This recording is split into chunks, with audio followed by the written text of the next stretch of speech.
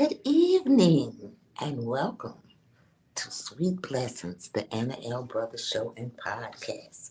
Well, today I am at the library. My modem went out, so the devil is a lie. But I'm here today. I decided I would come to the library and see. My modem should be here tomorrow or Friday. I'll be back in business again. So today I am Anna.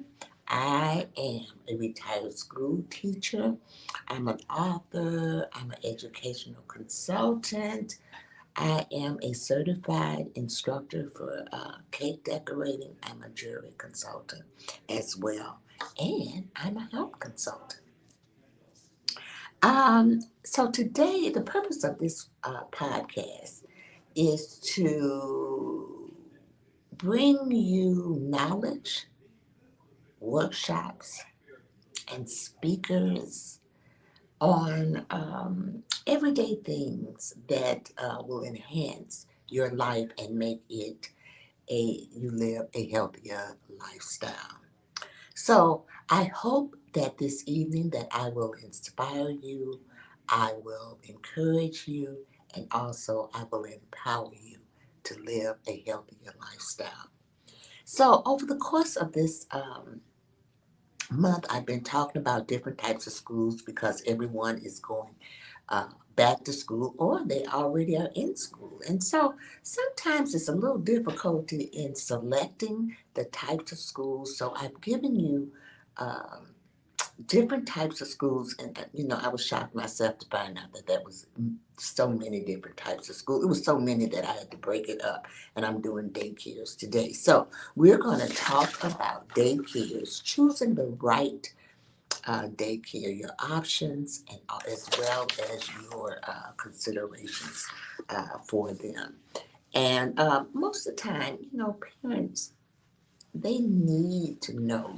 Sometimes you don't know about all of these things. Some of these um, I did not know about, and I'm an early childhood teacher, and I'm going to be perfectly honest with you. And it's so sad that the knowledge and stuff that you get is so limited, okay? And so that's why I do research because I feel like people need to know. That is one of the reasons why I started this podcast because I wanted people to become more aware of everyday things. So I hope that I'm bringing you knowledge and stuff that you can utilize in your everyday life to make your life better. And so there are several types of daycares to choose from depending on your child's needs and your preferences. So we're going to take a brief commercial break, and then I am going to come back. I had a PowerPoint presentation, but as you can see, I told you my modem went out, so I'm here, so I can't show you that presentation, but I can tell you the presentation. So we are going to take a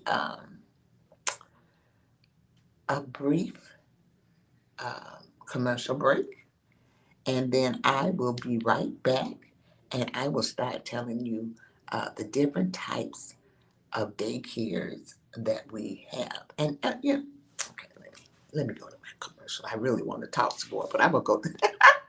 Let's go to the commercial, and I come back and I'll tell you a little bit about that as well.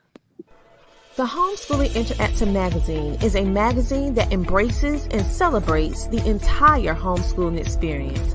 Our magazine is different from all the rest because we provide beneficial information and assistance in homeschooling, business, wellness, mental health, resources, and life. We encourage you to pick up a copy of our magazine today on Amazon.com by simply searching the Homeschooling Interactive Magazine. The Homeschooling Interactive Magazine is all about impacting the world through home-based learning, helping to de-stress the homeschooling experience. Get your copy from Amazon today. Okay, I'm back. And I always talk about the homeschooling because homeschooling is one of those schools one of those types of schools that became very, very popular during COVID. It was popular before, but it really became popular during COVID. So This is a friend of mine, Dr. Tina Ramsey, and she does homeschool. She's written several books on homeschooling. And if you're looking for some resources and things like that, by all means, reach out to her and go on Amazon and get her book. Okay. All right. So we're going to talk about several types of daycares. And I'm just going to give you a few. I'm going to give you about 10 of them today. And if you are interested in a copy of this, you can just email me. And this is my email. Let me show you my email before I get into this. So that's my email there. That's at the bottom of the screen. I also do have a bit. Uh, Let me take this off. So if you want to email me, you can. But this is my website, y'all. I needed to do this before I get started. So this is my website. It's a bit. You can go there. You know, I'm always looking for guests on my program as well. I'm looking for, wait a minute now, I'm looking for ordinary people who are doing extraordinary things. So if you fall in that category, I would love to have you on my podcast. And if you have a story to tell, you know your life has been interesting or in some way that it can benefit another person, I would be more than happy. So you can go and use that bit. You can go there. Some I do. You can, maybe you want to be a sponsor. You might not want to be a guest. So if you want to be a sponsor, you can also um, contact me about sponsorship. I have several types of sponsorships that you can do. I'm sure you can find one that is in your budget. Also, I am on Instagram now, so I do go live on Instagram one day a week, and I do that with my jewelry. So I just needed to let you know.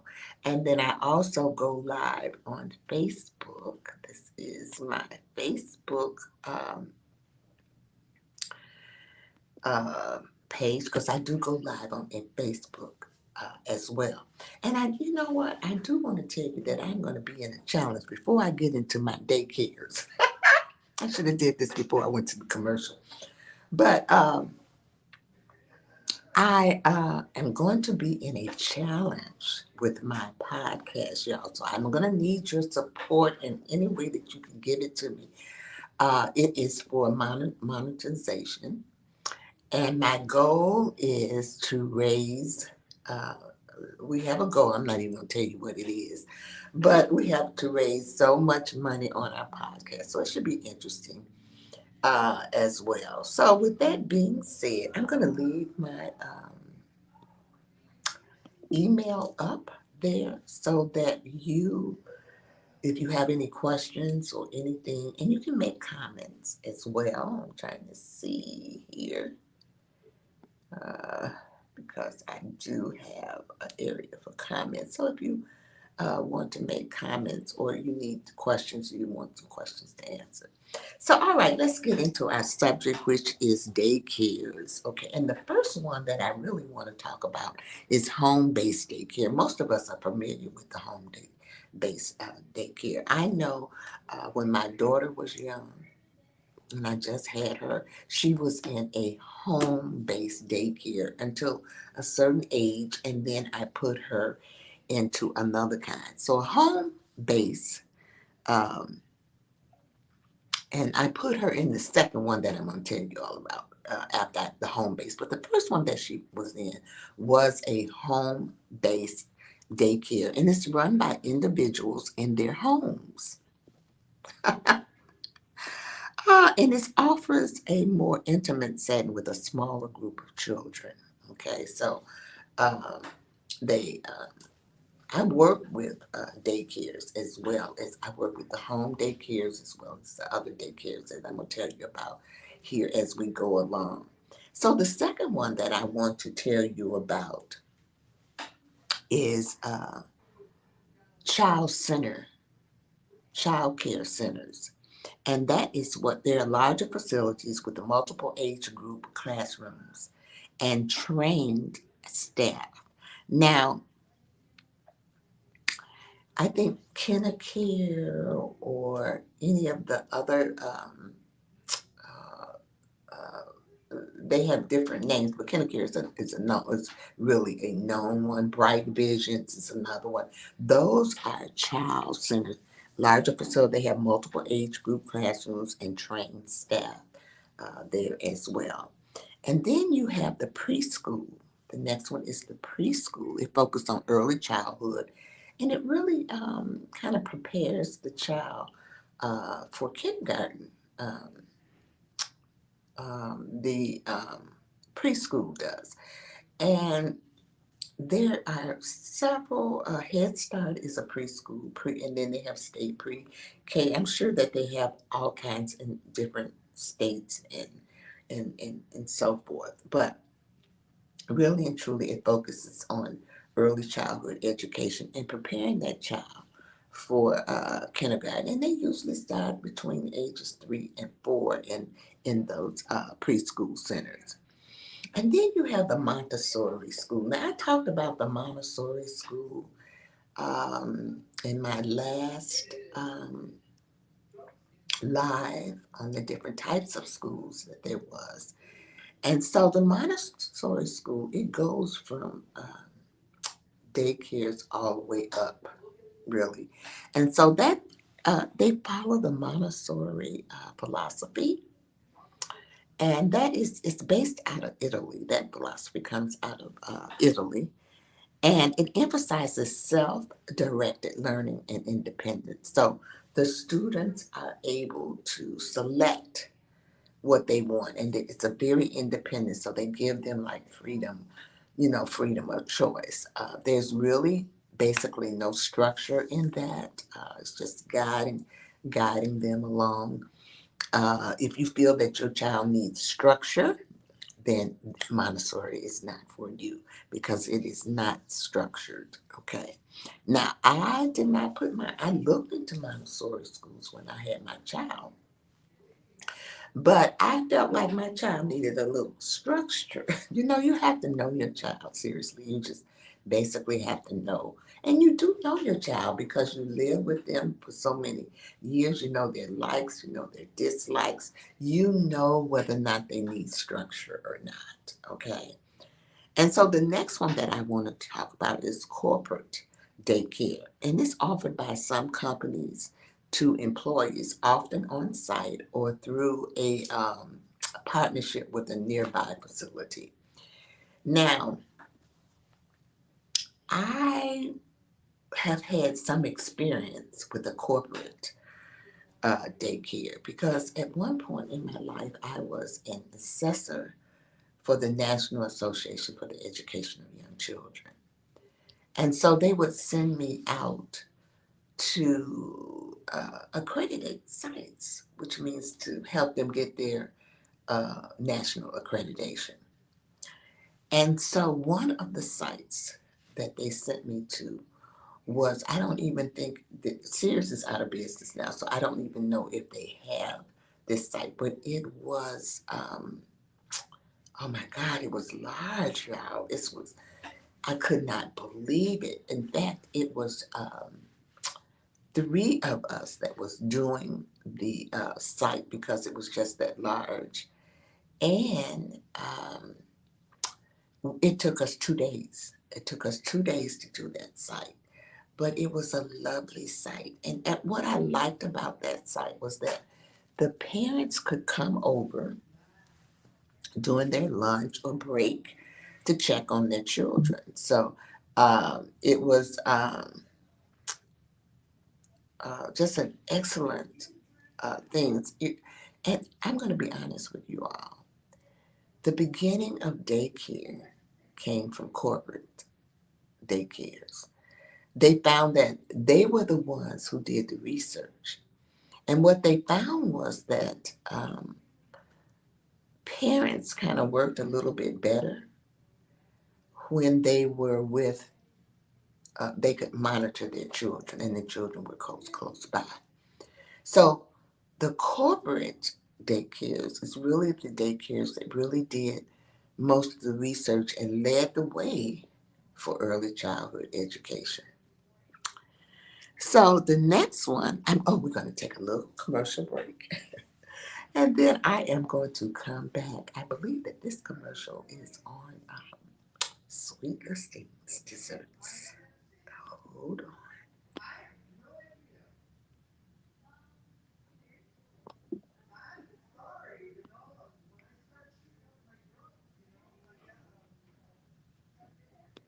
Oh my goodness, the mailman came. I hope my Sweet Little Thing cookie's in here.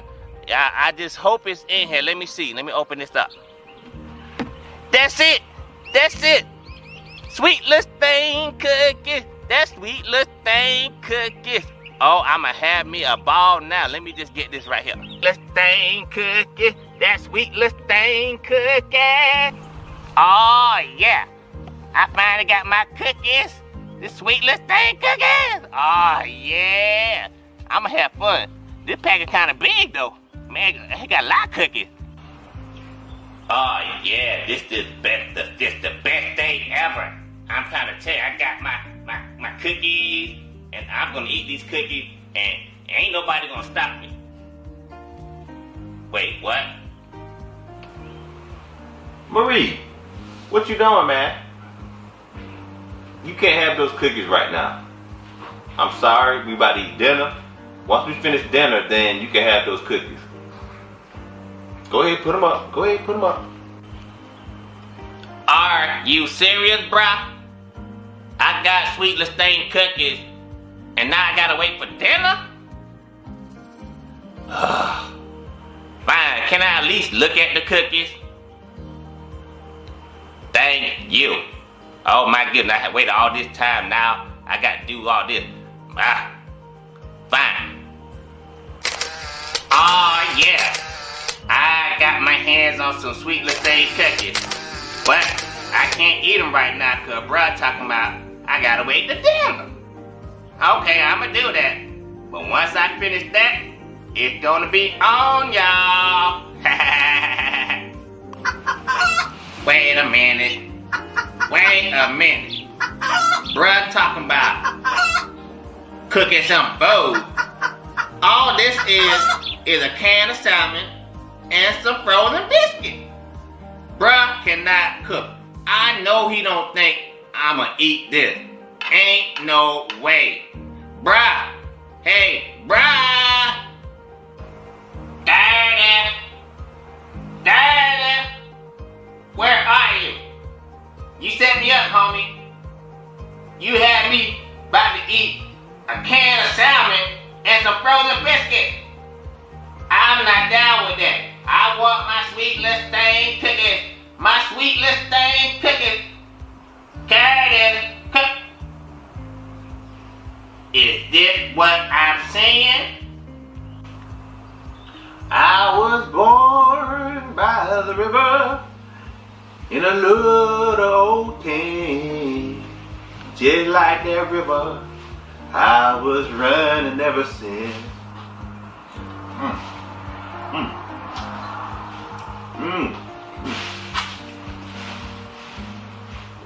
Marie, hey man, it ain't not what it think.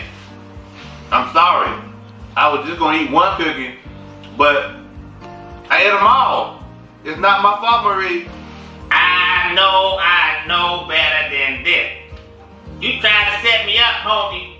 You had me eating that nasty food, and you ate all the cookies? Finish him.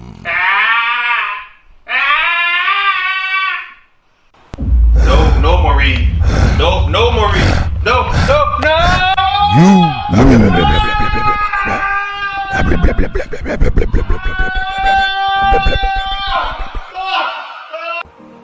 Hey, family. I'm sorry y'all had to see that. But what did we learn today? One thing we learned is you don't mess with Marie and you don't mess with his Sweet Little Thing cookies. Tell him that right, Curtis. That's right, y'all. Don't mess with Marie and don't mess with his Sweet Little Thing cookie. That's all I got to say. I'm sorry. All righty. Don't forget, you might want to taste those sweet Listine cookies. Oh, Lord, I love that commercial. You know I do. So we are back now, and we're going to continue with our daycares. And the next one that I kind of want to talk about, you are familiar with it, but I hear about it. Movie stars have this one, okay? Nanny or our par. It is an in-home child care with a dedicated caregiver who can provide one-on-one attention. And so I had a nanny too. Not me, but my daughter. She was a nanny. She took care of children. She traveled with them and everything. She didn't do that with me. I couldn't afford all that. But she was retired when I met her. And I kind of talked her into coming and spending, because I was working then. I really wasn't teaching. I was working in the corporate world then. I was working with Avon. I was a district manager, and I did a lot of traveling and all of those things. And my baby was young, and so she would come every day to my home. I told you there's several of these that I have used. The nanny was one of them, um, and the other was the home base and the child care centers. So I am familiar, like I said, with some of these, but yes, she would come every day. I still remember her name, Mrs. Sappho, and she was very good. She read to my child. She did play games with her, all just all kinds of things. So um, both me and my husband were both. I was married. Was both working, and so she just really fit in and was a blessing to me. It kept me so that I could at least go out and work. And then after that, that's when I put her into the child um, care centers. Okay, the next one is cooperative daycares. Now, this was one that I was not familiar with. It is managed by parents who shares responsibilities for staffing and operation. Now, I wasn't really familiar with this one, so I really can't shed too much light on that. It might be there are some places that have, let me see, uh, cooperative living. It's a co. They call them co-ops. And I don't know if this is where you would find this type of daycare there. And it could be managed by parents who share in the responsibility for staffing and operations. So, and then the next one is religious based daycares. And many of you know those. Sometimes you have daycares that are in churches and uh, um, just could be not just a church, but it could be just a facility that is going to that's religious based. But there are religious schools that might have daycares in them as well. And what it is it often associated with a specific faith or religion, and it may include religious teachings in those type of settings at the religious based um, daycares. And then there are some daycares that are not religious based, but they still teach morals and all of those things in them. But I'll tell you about what I do with daycares when I'm done.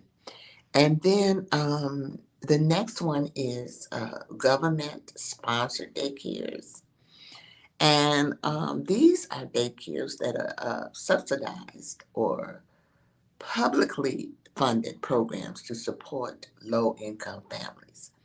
Now, let me tell you how I was involved in this one. I taught Head Start for almost 20 years. So I had ages 3, 4, and 5-year-olds. And if you know anything about Head Start, you will know that it is a federal program, and the students or the parents have to be low income. They have to. There's a price gauge or a price range that they have to kind of fall into for that. For in order for them to qualify for the Head Start program. Now, state pre-K is a little different. There is no income gap for that. But the Head Start is a federal program. In fact, Head Start is the only program that I know that is run by the federal government. State pre-K or the pre-K programs are usually run by the state, and there's a variation in those from state to state. Just just to keep that, let you keep that in mind. And then the last one is called drop-in or hourly daycares, and what it does is it offers flexibility. You know, for parents who need daycare for a short period of time. Like if I had a child and I had to go to the doctor, okay?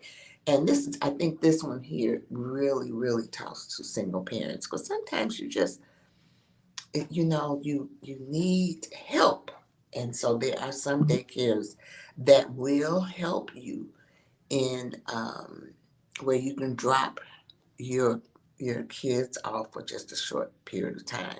I hate to say it, but there are doggy daycares too where you can drop your dog off too as well for if you got something to do or anything like that.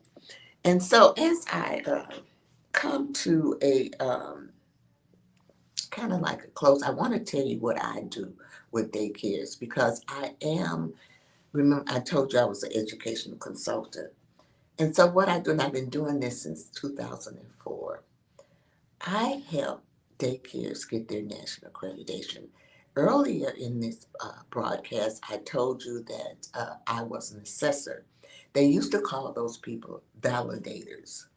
When I was in, they were validators. Now they're called assessors. And what a validator does is she goes, like I told you, I went to the corporate Sears and I check to see if they are doing what they said they were going to be doing or if they're um, displaying developmentally appropriate practices with the children. And so I checked that there's some criteria. There's like 11 different areas. And I go there and I check. That's what I did when I was a validator. Now they're called assessors. Well, I don't do that anymore. And what I do now is I help daycares get their national accreditation. I'm like a mentor. It's called it's called the SAM project or the statewide mentoring program, and statewide accreditation mentoring program, and that's the acronym SAM. And what I do is I have a cohort group. I have close to, I would say, 13, maybe 14 sites that I visit periodically. I go there, I observe the classrooms. I really go as if I am an assessor because they need to know, but I'm really their friend. I'm there to help them. So if I see something, then I can talk to the director, or if she can bring the teachers in, I can talk to the teachers and tell them how they can correct this before the assessors come out. And so I have about 13 sites that I work with this program. If you're interested in that, you can jot that down in the comments section. I'll reach out to you. You will have to go through the Illinois AYC, which is the Illinois Association for the Education of Young Children, because it is under their umbrella. And what they will do then is to assign me. I go all over the state. I've been everywhere, all over the state. Uh, Doing accreditation and helping people get the accreditation. I'm so proud because I do have, maybe out of the 13 sites, I might have 8 of them that are accredited, okay? And, but I still have all of them because even though those are accredited, they have to be renewed. You have to renew, or so many years you have to renew your accreditation. So they need to stay up on what's going on. Now, when you go through this process, the classrooms must have a classroom portfolio. And so what that is just the activities and things that the children have done over a period of time. It could be a year, it could be, and so forth. And they have to have evidence of that, of what they're doing, because when the assessor comes, they're going to be looking at their classroom portfolios so that they will be able to check to see if the thing. And then there's little criterias that you put next to that so that the assessor will know. All of the things in the classroom must be labeled. The work must be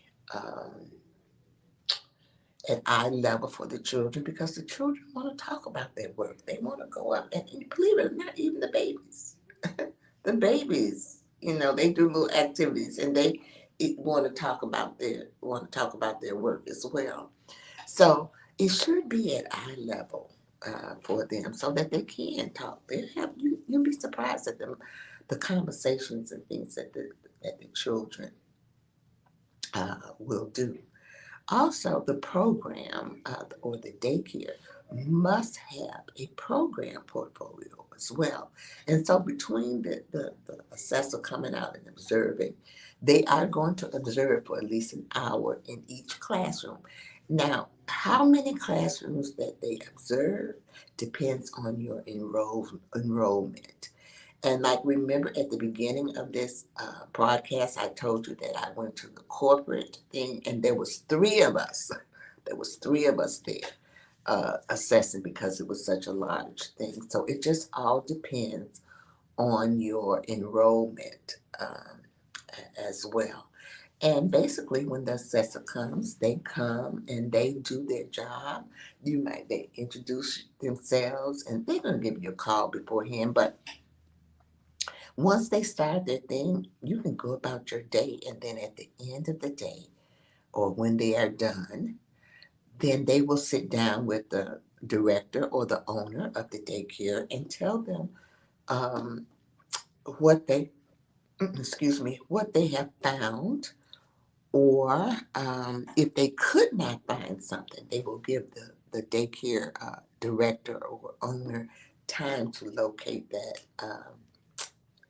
piece of information for them. And then it's a lot of people think that the assessor makes the final decision, but they do not. What they do is they have something, they mark it off, and then they wrap it, they put it in an envelope, and they do that in front of you because you don't want them to leave, and they seal it. You don't want them to leave and think that they're going to go back in it and change something. Okay, so they seal it in front of you. Can't be open once it's sealed, and then they mail it to NACI, or the National Association for the Education of Young Children. And it is there that they decide who is going to get their accreditation based upon what the assessor has shown in her write-up. Now, I've had several, like I told you, I have approximately, I think, close to 10.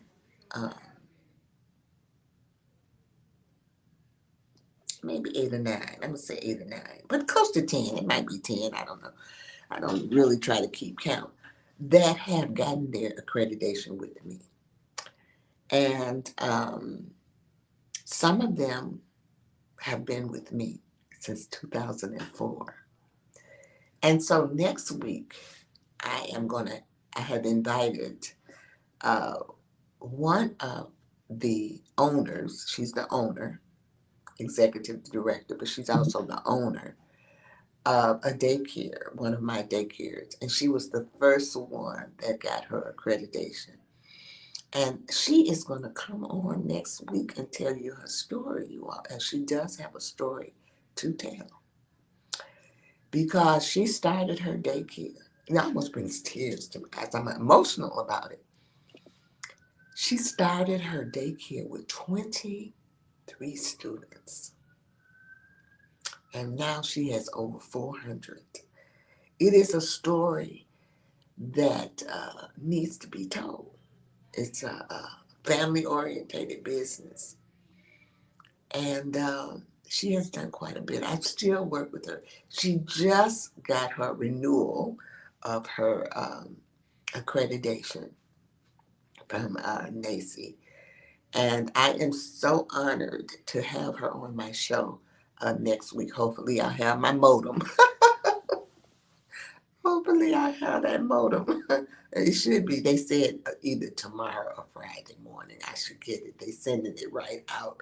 So hopefully I will have that modem so that we won't have any problem. Otherwise, she gonna have to come to the library. I'm gonna have to interview her. But I'm sure I'm gonna have it. I had to use their stuff. This is the second time. What's wrong with these modems? I don't know. But anyway, so I hope. I think that's all I need to tell you about NACI. And oh, let me tell you what I do with them also. Not only do I visit them and act like I'm an assessor to help them out, but we have monthly meetings. So I have monthly cohort meetings. So I have a cohort group that, and we meet once a month, and it's a good way of networking because when you're in a daycare, you hardly ever get a chance to network with other directors. Now, my cohort group, they have started a directors network, so they do meet outside of the cohort group, and there are other daycares that are part of that uh, directors network. Only the people that I am servicing are in my cohort. I can't even talk. Cohort group, and it's good because if one person is having a problem, I'm just a facilitator. I let them map it out and talk because it's been a while since I've been in the daycare scene, and they are better equipped to answer those questions than I am in certain situations, okay? As far as the rhetoric and the educational component of it, yes. And you know what else I try to tell them? Just when the assessor comes, just be your normal self. Do the things that you normally do. Don't put on don't act differently. Don't do any of those things because they can sense it. Now, I have been to places. Let me tell you, I'm gonna give you two examples. And these things can happen when an assessor comes to your site. Now, I have been to one where the kitchen, and when you do the cohort or you get your accreditation, everybody is on the same page at that site. Everybody can tell you what is going on in that site from the parents, the teachers, sometimes even the children, okay? And the lunchroom staff, the janitors, everybody. You're a big team. You are a team. So what I tell them, things happen. I've been to a site where the kitchen, they dropped a pot of spaghetti in the kitchen. Now, do you think they would be marked off of that? No, because those things happen. Those type of things happen. And so they're just gonna, look at it and I don't even think it'll even affect anything. Now the other situation is that I was at. One of the childs had an seizure, and the daycare was not aware that the child had seizures. No fault of their own. Um, they looked at the medical records. It was not on their medical records, but the parent was aware of it. So it caused a big thing. He had the seizure when they have like this little play area where they play all the kids. It's like a big gym, and they, it's like they can go out and do things like that. And so, um, had to call the parent, the paramedics, and all of those things. So you have to be careful when you let children in, because that's something that they really needed to know about the child. And I hate to say it, but parents, come on, don't hide if your child has something. It's okay, when nobody is perfect. Don't hide it, because it was just so thankful. God works in mysterious ways, y'all. Because when that happened, it just so happened that a paramedic came into the building. Now, he was coming into the building to see his child. He was coming to see his child that was there.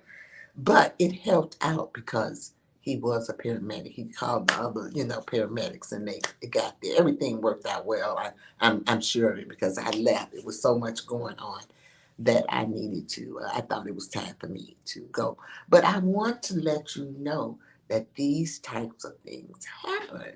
Okay, it's just normal, everyday things, and not just the children.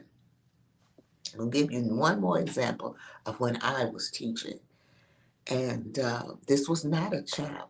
My program, the Head Start program, had several components of it. We had a parent component where the parents came and they volunteered in the classroom. I had parent meetings, we had parent workshops. And this day, one of my parents came in. She came in, said something to me, and then next thing I know, she was on the floor.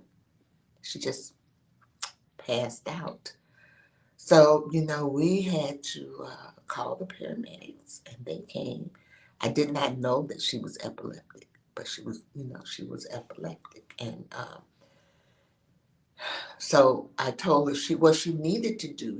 They do have these bracelets, y'all, because to make people aware, because you can't carry your medical stuff around with you. But there are bracelets out so that when people see, they can, they will know that as well.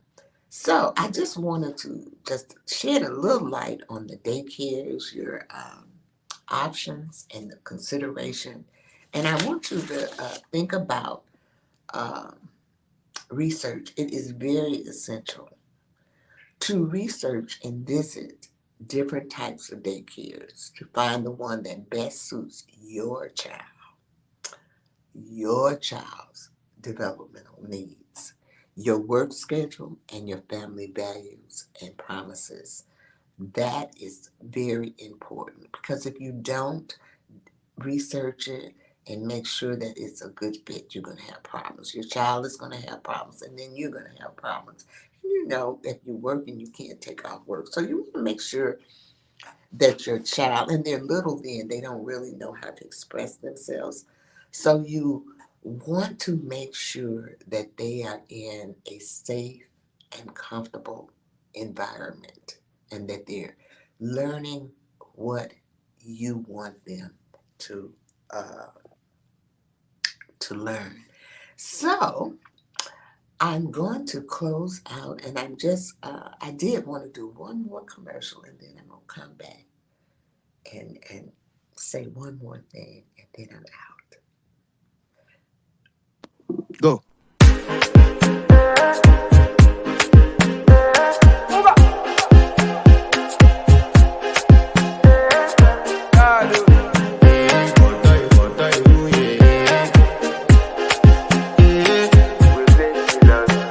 I want to flex my love. I want to impress. And I want to carry my love away.